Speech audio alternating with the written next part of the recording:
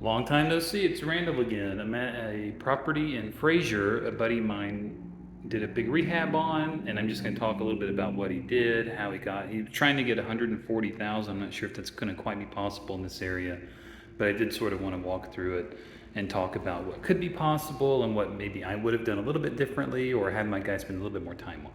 So overall, the initial impression is really nice. I mean, everything for the most part looks good. I mean, new floors and pretty much throughout new floors. You had tile in the bathrooms and in the kitchen. I'm not a big fan of the tile in the kitchen. I'll explain why in a second. They did smooth the ceilings out, which is a big thing. If you're gonna have your guys in here and you're already paying a lot of money for stuff, it's not gonna hurt to just smooth the ceilings out. It makes a big difference, and it's something that appraisers look at. I don't know why. It's not really a big deal, but some people don't like it. Here's the dining area. Everything looks fine so far. So stuff that I would do differently, or maybe have spent some different, some time on. The windows don't really seem to be in great shape. They're the original wood windows. Some of them are painted shut. A couple of them may be broken. I'm not 100% sure. Some of them are missing locks, things like that, or the locks have been painted over. Just get with your contractors ahead of time. Make sure they're not doing that. And some of the outlets have been painted over pretty heavily. Like here, you can see the grounds are painted over. They're there, right? But they've been completely painted shut. And that's something that your contractors, if they're doing that, they're not very good.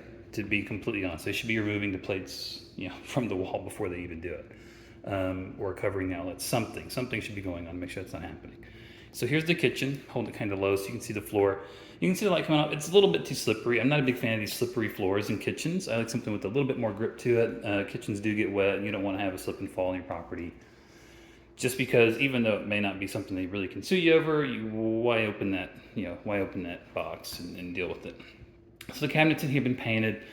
Probably would have filled in some gaps and then worried about the skirt down here a little bit more. It looks a little bit rough and probably can have some rat issues at some point. It just sort of depends on what it looks like underneath there. Then here, this should have been the laundry. If it were me, it would be the laundry, but it's not. This is like a pantry, like an open pantry. It's kind of strange. Not how I would have done it. I see the laundry is over here instead, which could have been more counter space, things like that. So if you are trying to go for really max ARV and you want to sell to an owner occupant, maybe an area that's not Fraser, and you have something like this, it may be worth that cost to try to do that, because it makes it a lot less awkward. But it may not be either. I mean, it really just depends on the area and the neighborhood and things like that. So here they use the old baseboards. When the old baseboards are damaged, I don't really like that. They were wood, which is probably better quality than what they would get replaced with now, which is like that covered foam stuff. But again, we have some, for the most part, it looks good. I don't think anyone's going to complain.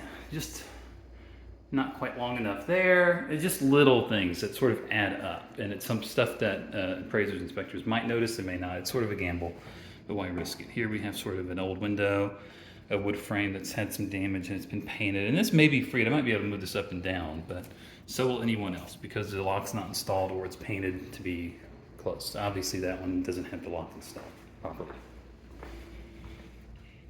So moving on to the next one. It's, I like this thresholdless, design. If you can pull it off, it looks good. I'm not sure why they wouldn't have done it there. It looks like there's a little bit of a lip. It is what it is. You have to work with what you have. In here, pretty much everything's normal. Again, just things like the windows, not a big fan. But at the same time, it is very expensive to redo those. It's probably not worth the cost in a house like this either. So, but it might be worth cleaning them up a little bit. Instead of just painting over them, it's always good to have people that spend a little bit more time to sand them, at least to some extent, to get them painted over. But then again, in the modern market, that cost may be almost the same as just installing new ones. But here we go. Here's another one where there's no lock. And clearly the wood's not in great shape. These windows really don't have much longer left. But it is what it is. And for the rehab, it's what you can do. Here, always make sure you install something to stop these doors. Tenants will always put holes in walls from doors if you don't have something to stop them. So as a part of any contractor's final walkthrough, this has to be a major part of it because it will happen. Look, this is from one of the contractors. I don't know if you can see it. There's a little ring there. It's kind of dark in here. Some of the lights don't have light bulbs installed. So the bathroom, same thing. Tile is going to be slick in the bathroom. I don't like it. I can literally, but it's fine here. They painted over the tiles. I don't usually do that with my stuff, but to each their own. they did enough in here. I mean, it's a new toilet, it's an old tub that's been re-enameled, and then they sort of painted over the tiles and all that. It's and use the original hardware. It's a good way to save costs. When it comes to this type of stuff, these built-in like closets and laundry chutes and things, I'm not a big fan of these, to be honest. I try to get rid of them if I can and just turn them into open, but here you can see that's how we access the plumbing. But I still like to try to close that off if possible with a panel that can be unscrewed, even though sometimes it's better to just be able to turn it off more quickly, especially with the way tenants do things, but they're not going to know how to do that anyway.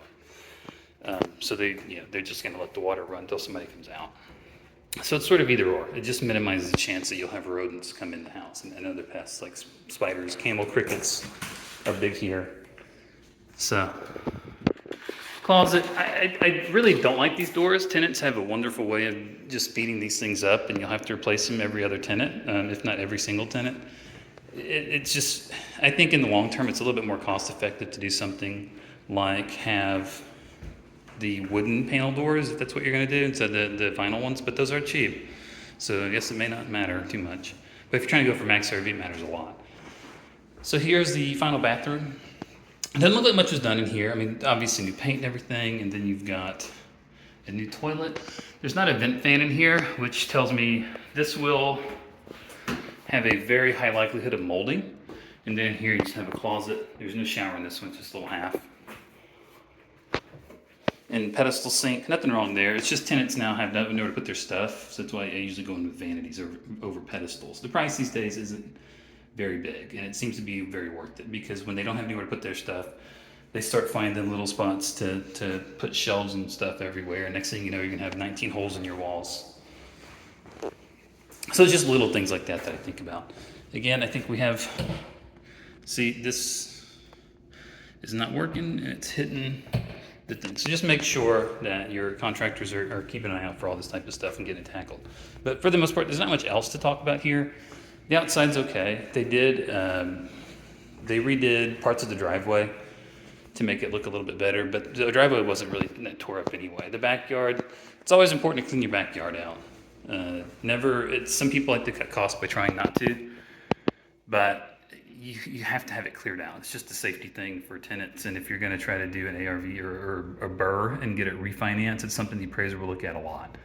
So they want to make sure they can see all the fences. That's a big thing. If they can't see it, they presume it's damaged because it's covered up with overgrowth, which has probably destroyed the wood. But I think for now, that's pretty much it. Just wanted to do a quick little video of this walkthrough. I was just told to come in here, check it out, see if he thinks he can get, or see if he can get 140 for it. Again, I'm not super convinced, but the market being the way it is, people do like these type of turnkey things. The only thing I haven't seen is HVAC. I see vents for it everywhere, but I don't see a central system. And let me see, maybe there's an attic in here. See, I get off on these tangents. So there is an attic. A very dark attic. So I won't be going in there, but I'm assuming that probably has new everything. I mean, this guy does that. He puts in new furnaces and new hot water tanks and usually new condensers and new roof. He does the full turnkey treatment. It's just, on this one, maybe would have done some other things a little bit differently, like even maybe a new sink, or at least have someone come by and really clean this thing out, because it definitely needs it. We'll check the backyard real quick. Uh-oh, it's locked? Okay, it's not locked. So there's the condenser. He did not put a new condenser in this one. So I would usually recommend doing that. Even if it's functioning, if you are trying to get max market rents, if you can do it cheaply or have a connection through a management company that can do it a lot less than like an HVAC company, probably going to be worth it, because they will still offer a warranty for the most part. You just want to see if that warranty is transferable to the owner. But that's pretty much it. I'll wrap it up there so it doesn't drag on too long. All right, and until the next one.